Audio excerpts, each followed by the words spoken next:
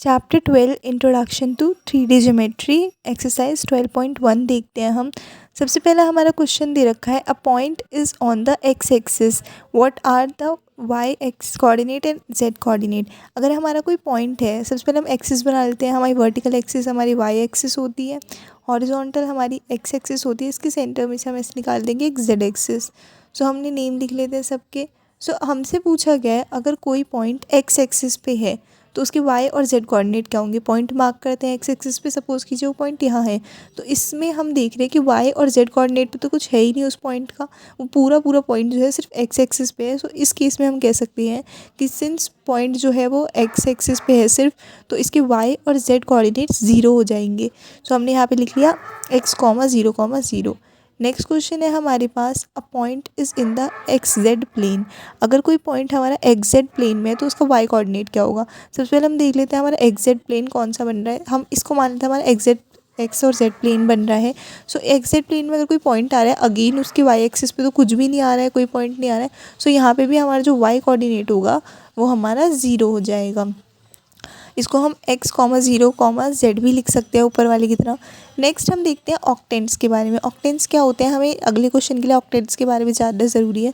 हमें पता है हमने पहले जो हमारी शीट्स होती प्लेन होते थे एक्स वाई, हम उन्हें 4 क्वाड्रेंट्स में डिवाइड करते थे। इस बार हम करेंगे ऑक्टेंट्स में डिवाइड। सो हमने 8 ऑक्टेंट्स होते हैं, क्वाड्रेंट्स नहीं, हम ऑक्टेंट्स के बारे में पढ़ेंगे। हम पहले क्वाड्रेंट्स के बारे में देखते हैं। हमारे एक्स वाई प्लेन में हमारे 4 क्वाड्रेंट्स होते हैं, first second third and fourth.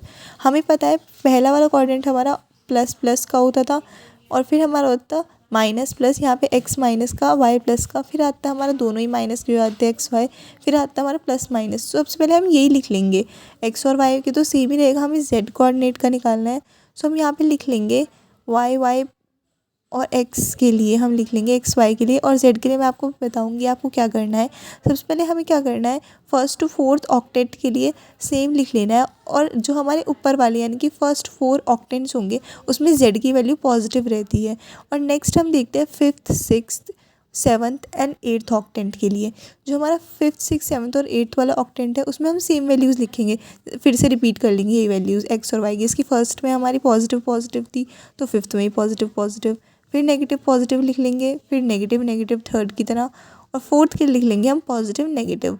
सो हमने ऐसा लिख लिया। हमारे जेड पहले हमारा पॉजिटिव था, लेकिन अब की बार हमारा यही डिफरेंस आ जाता है, बस लास्ट के क्वाड्रेंट्स के लिए हम जेड को नेगेटिव ले लेते हैं। ये बहुत ही आसान तरीका है, वरना इसमें बहुत ज़्यादा कन्फ्यूजन हो जाती है याद करने में। सो आप इसको बहुत ईजिली ऐसे याद कर सकते हो, और आप बिल्कुल भी कन्फ्यूज़ नहीं होगे कि आपको कहाँ पे जेड कोऑर्डिनेट की वैल्यू क्या रखनी है। सबसे पहले आपको रिपीट कर लेना है फर्स्ट से फोर्थ वाला ही, और उसके बाद जेड के हिसाब से लगाते जाना है। अब हम इस क्वेश्चन को देखते हैं। सो क्वेश्चन में हमारा पहला पार्ट है 1 2 और 3। यहाँ हम देखते हैं पहले 2 पॉजिटिव है और लास्ट का भी पॉजिटिव है। तो पहले 2 हमारे पॉजिटिव किस में होते हैं, फर्स्ट क्वाड्रेंट में या फिर फिफ्थ क्वाड्रेंट में, लेकिन लास्ट पॉजिटिव है इसलिए फर्स्ट क्वाड्रेंट। अब हम देखते हैं सेकंड में हमारा पहला पॉजिटिव नेगेटिव आ रहा है। सो पॉजिटिव और नेगेटिव हमारा फोर्थ में होता है या एट्थ में, बट लास्ट पॉजिटिव है इसलिए फोर्थ क्वाड्रेंट। अब है हमारा पॉजिटिव और नेगेटिव, पॉजिटिव नेगेटिव फिर से फोर्थ क्वाड्रेंट में होता है बस, लेकिन लास्ट वाला हमारा नेगेटिव है इसलिए हमारा एट्थ क्वाड्रेंट में आएगा। हम देखेंगे पहले दोनों वैल्यूज़ किस में आ रही है, और जेड की वैल्यू फिर उस हिसाब से लगाएंगे जो एंड में माइनस या प्लस का साइन होगा। फिर आता है हमारा पॉजिटिव फर्स्ट या फिफ्थ क्वाड्रेंट में, लेकिन अब हमारा लास्ट का नेगेटिव है सो इसलिए ये फिफ्थ क्वाड्रेंट में आएगा। नेक्स्ट आता है हमारा नेगेटिव पॉजिटिव।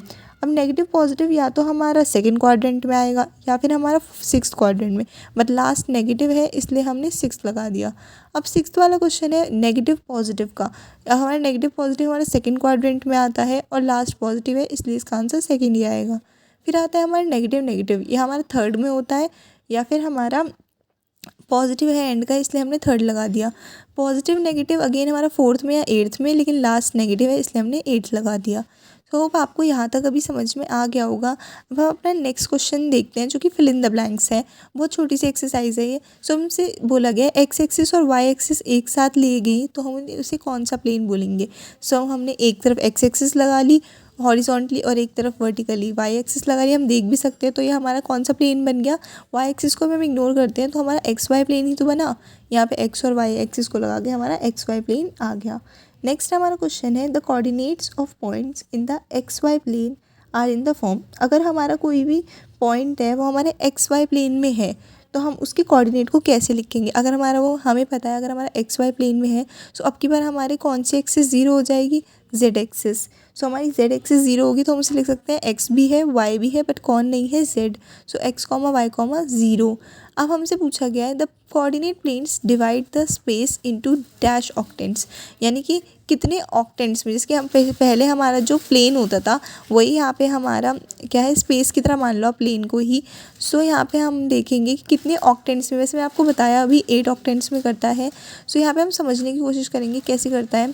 सो यहाँ पे हमारा एक्स वाई और जेड कोऑर्डिनेट को हम फिर से बना लेते हैं। ये म्यूचुअली परपेंडिकुलर होते हैं, हमें ये बात ध्यान रखनी है। इमेजिन करके देखना है हमें 3D में, क्योंकि 3D पेपर पे बनाना तो पॉसिबल नहीं है। सो यहाँ पे हम देख सकते हैं ये तीनों लाइन जहाँ पे आ रही है हम इसको ऐसे मिला के देख सकते हैं, तो ये हमारा एक ऑक्टेंट बन गया। सिमिलरली हमारे साइड में भी 4 ऑक्टेंट ऐसे हमारे कंप्लीट हो जाएंगे ना, अगर हम दोनों तरफ से जेड एक्सिस को बना लेंगे फर्स्ट ऑक्टेंट।